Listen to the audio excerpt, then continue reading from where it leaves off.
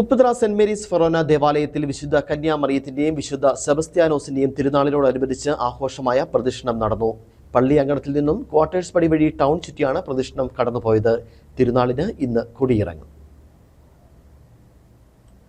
ക്രൈസ്തവ ജീവിതത്തിന്റെയും വിശ്വാസ പ്രഘോഷണത്തിന്റെയും നേർസാക്ഷ്യമായ വിശ്വാസികളുടെ നേർക്കാഴ്ചയായ തിരുനാളിനോടനുബന്ധിച്ചാണ് പ്രദക്ഷിണം നടന്നത്. പള്ളി അങ്കണത്തിൽ നിന്നും ആരംഭിച്ച പ്രദക്ഷിണം വൈകിട്ട് 6-ന് തദ്ദേവൂസ് കപ്പേളയിലെത്തി. അവിടെ ലതീഞ്ചിന് ശേഷം ടൗൺ സിറ്റി ടൗൺ കുരിശിരിയിൽ ലതീഞ്ഞും അതിനുശേഷം 8:30-ന് പ്രദക്ഷിണം തിരികെ പള്ളിയിലെത്തി. പ്രദക്ഷിണം കടന്നു വന്ന വരിത്താരകളിലെല്ലാം വലിയ സ്വീകരണമാണ് ലഭിച്ചത്. ടൗൺ ജാതി മതത്തിന് അതീതമായി ദീപാലങ്കൃതമായി പ്രദക്ഷിണത്തിനോടനുബന്ധിച്ച് നടന്ന വാദ്യമേളങ്ങളും ചെണ്ടമേളങ്ങളും പ്രദക്ഷിണത്തിനെ മനോഹരമാക്കി.